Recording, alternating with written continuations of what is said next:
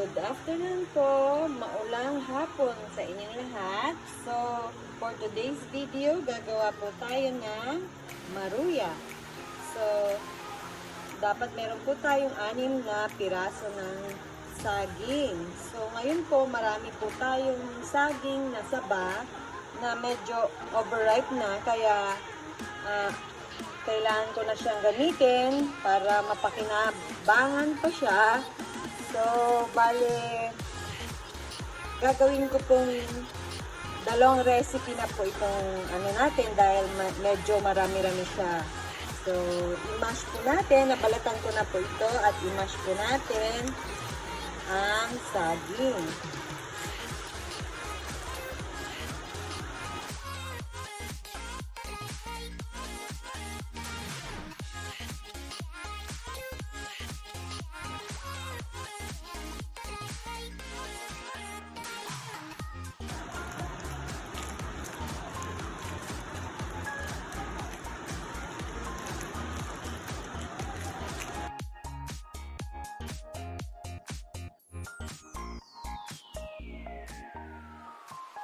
Meron po tayong 6 pieces mashed bananas, 1 cup all-purpose flour, 1 egg, 1 beaten egg na po siya.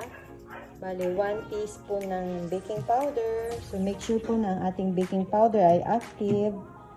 How do we test na active ang baking powder? Maglagay lang po tayo ng mainit na tubig at maglagay ng konting baking powder. Kung bumula po ito, ibig sabihin active pa po siya.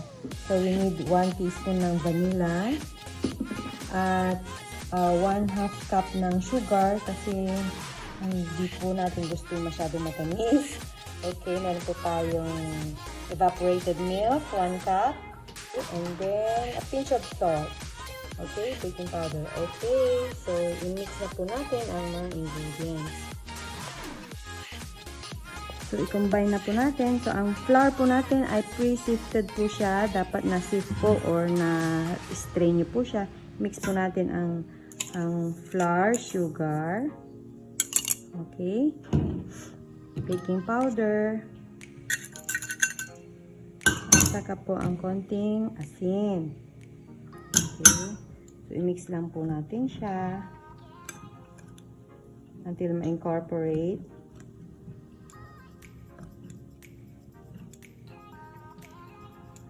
Pasensya na po, pwede po kayong gumamit ng mas malaking lalagyan para hindi po matapon. Slowly lang po ako nagmi-mix nito. Okay, okay na po ito. So, sa ating na-mash na bananas, dagdag na po natin ang egg. So, ulitin ko po, ang ginawa ko pong recipe ngayon ay dalawang recipe. So, bali, times 2 ko lang po yung ating mga ingredients. So, just combine yung mashed potato, ang ating, of course, ang ating evaporated milk,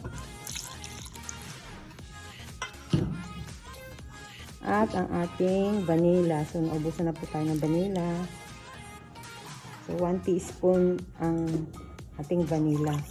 So, i-mix lang po natin yan. Tapos, idagdag na po natin ang ating dry ingredients. So, dahan-dahan po para hanggang sa ma-incorporate natin siya lahat. So, mix lang po na maigi.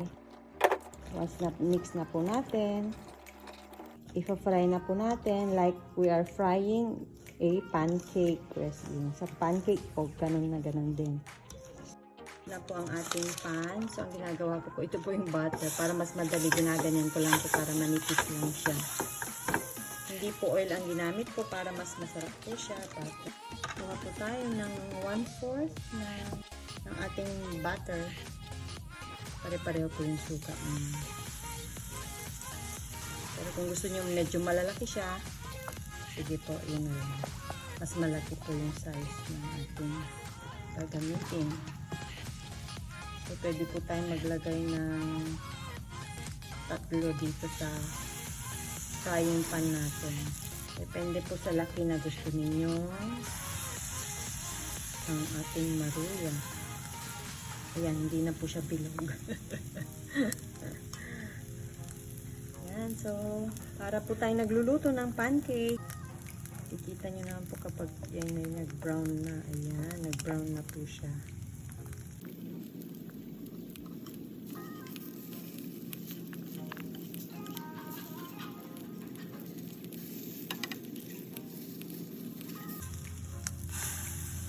Ayan.